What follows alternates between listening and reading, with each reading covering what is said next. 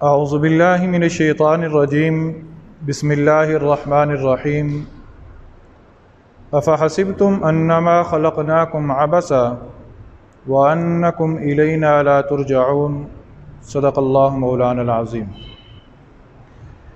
میرے انتہائی واجب الاحترام سامعین اعظام، اللہ رب العزت نے دنیا کے اندر جتنی بھی چیزوں کو پیدا کیا ہے، اللہ تعالیٰ نے ہر چیز کا کوئی نہ کوئی مقصد رکھا ہے۔ بغیر مقصد کے اللہ رب العزت نے کسی چیز کو بھی پیدا نہیں کیا۔ قرآن مجید فرقان حمید کے ایک اور مقام پر آتا ہے کہ ربنا ما خلقت ھذا باطلا،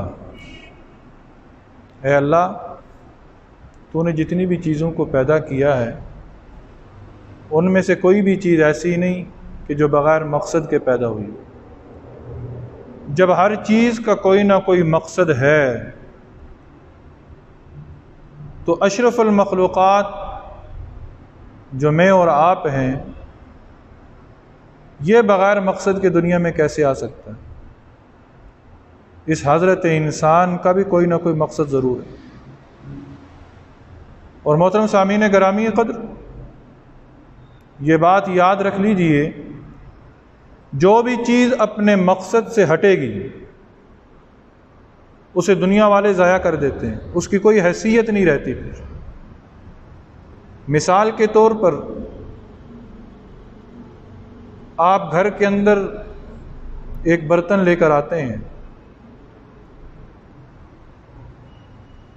اس برتن کا مقصد کیا ہے کہ آپ اس کو استعمال میں لے کر آئیں، کھانے پینے کی چیزیں اس برتن کے اندر رکھ کر آپ استعمال کریں۔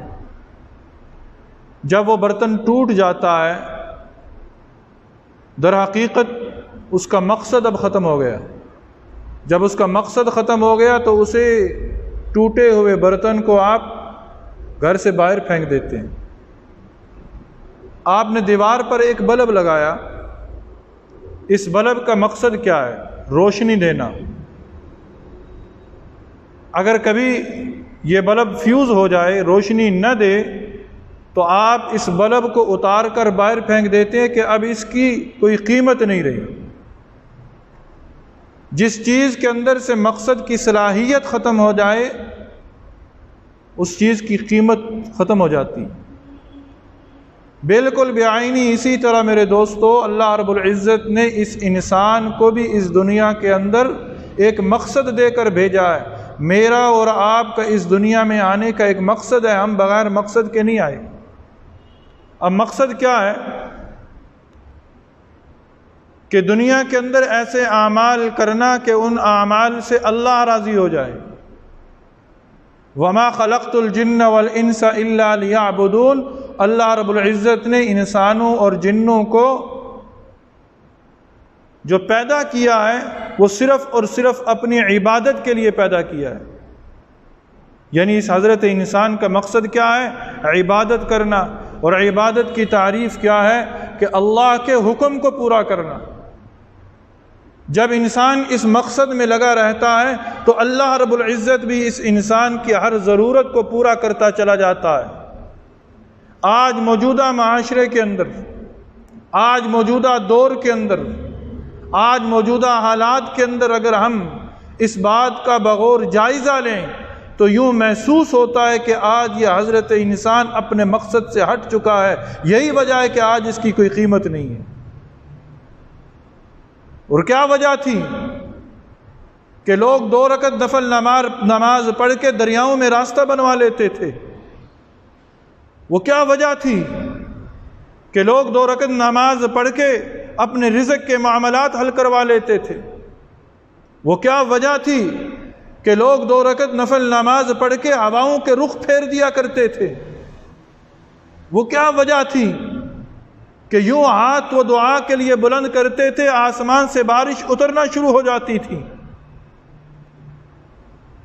آج سارے مل کر ہم دعائیں کر رہے ہیں، آج سارے ہم مل کر مناجات تو کر رہے ہیں، لیکن اللہ کی طرف سے رحمت دکھائی نہیں دی جا رہی۔ وجہ کیا ہے؟ وجہ یہ ہے کہ ہم سارے کے سارے جو ہیں اپنے مقصد سے ہٹ گئے۔ جب مقصد سے ہٹے تو اللہ کی رحمت نے بھی منہ پھیر لیا۔ ہم نے اس دنیا کے اندر آ کر یوں سمجھ لیا کہ ہم کھیل کود کے لیے پیدا ہوئے ہیں، حالانکہ اللہ رب العزت نے اپنے پاک کلام کے اندر ارشاد فرمایا کہ افحسبتم انما خلقناکم عبثا، کیا تم گمان کرتے ہو کہ تمہیں کھیل کود کے لیے پیدا کیا گیا ہے، تمہیں بیکار پیدا کیا گیا ہے؟ نا، تم بیکار پیدا نہیں ہوئے۔ اللہ رب العزت نے تو تمہاری تخلیق کی قسمیں کھائی ہیں، والتین والزیتون وطور سینین وہذا البلد الامین، کہ رب تعالیٰ خود ارشاد فرما رہے ہیں قسمیں کھا کر کہ مجھے تین کی قسم، زیتون کی قسم، طور سینا کی قسم، مکہ مکرمہ کی قسم کہ لقد خلقنا الانسان فی احسن تقویم، کہ تحقیق میں نے اس انسان کو بہترین انداز میں پیدا کیا ہے۔ جب ہماری تخلیق کی قسمیں ہیں، اور یہ قسمیں کیوں کھائی جا رہی ہیں کہ اس انسان کا مقصد عظیم ہے، اور مقصد کیا ہے کہ اللہ کی عبادات کرنا، اللہ کے احکامات کو پورا کرنا۔ جب یہ قوم اللہ کے حکموں کو پورا کرنے سے پیچھے ہٹی تو اللہ رب العزت کی رحمت انہوں نے بھی منہ پھیر لیا۔ آج ضرورت اس بات کی ہے کہ ہم دوبارہ اپنے مقصد پر آ جائیں، ہم دوبارہ اپنے مقصد پر آئیں، چھوٹا بھی اپنے مقصد پر آئے، بڑا بھی اپنے مقصد پر آئے، جوان بھی اپنے مقصد پر آئے، بوڑھا بھی اپنے مقصد پر آئے، اور عورتیں بھی اپنے مقصد پر آئیں۔ جب تک ہم مقصد پر نہیں آئیں گے، اپنے مقصد کو سامنے رکھ کر زندگی نہیں گزاریں گے، ہم اپنے مقصد کو نہیں پہچانیں گے، ہم اپنے مقصد کے مطابق 24 گھنٹے کی زندگی نہیں گزاریں گے، تو پھر یاد رکھ لیجئے گا پھر اس طرح کی دعائیں بھی قبول نہیں ہوں۔ تو میرے دوستوں اور بزرگوں، رمضان المبارک کی آمد ہے، ماہ شعبان کی آخری ساعتیں ہیں، دعاؤں کی قبولیت کی گھڑیاں ہیں۔ ان اوقات کے اندر میری آپ تمام احباب سے التجا ہے کہ ہم اپنے مقصد کو پہچانیں کہ ہمارا اس دنیا کے اندر آنے کا مقصد کیا تھا۔ جب ہم مقصد پر آ جائیں گے تو پھر ہماری زندگی کی قیمتی ہو جائے گی، ہماری زندگی کی قیمت لگے گی پھر، اور ہماری زندگی خود بخود قیمتی ہو جائے گی۔ ہم قیمتی ہیں۔ افسوس کے ساتھ یہ کہنا پڑ رہا ہے کہ آج ہم نے خود ہی اپنی قیمت کو گرا دیا ہے، آج ہم نے خود ہی اپنے مرتبے کو گرا دیا ہے، ختم کر دیا ہے۔ قرآن تو یہ کہتا ہے ان اللہ اشترى من المؤمنین انفسهم واموالهم بان لهم الجنہ، اللہ نے خرید لیا ہے انسانوں، اے ایمان والو، اے کلمہ پڑھنے والو، اے لا الہ الا اللہ محمد الرسول اللہ پڑھنے والو، تمہاری جان کو اللہ نے خرید لیا ہے، تمہارے مال کو اور تمہاری جان کو اللہ نے خریدا ہے۔ کس کے بدلے میں؟ جنت کے بدلے میں۔ جب تک بکے نہ تھے کوئی پوچھتا نہ تھا تو انہیں خرید کر انمول کر دیا۔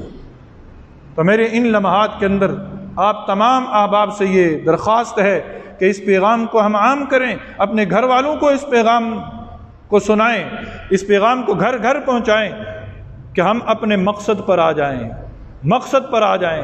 جب قومیں مقصد سے ہٹتی ہیں نا تو پھر اسی طرح زوال کا شکار ہوتی ہیں، اور جو قومیں اپنے مقصد کو سامنے رکھ کر زندگی گزارتی ہیں کامیابی انہی کے قدم چومتی ہے۔ اللہ رب العزت ہم سب کو با مقصد زندگی گزارنے کی توفیق نصیب فرمائے۔ وآخر دعوانا ان الحمد للہ رب العالمین۔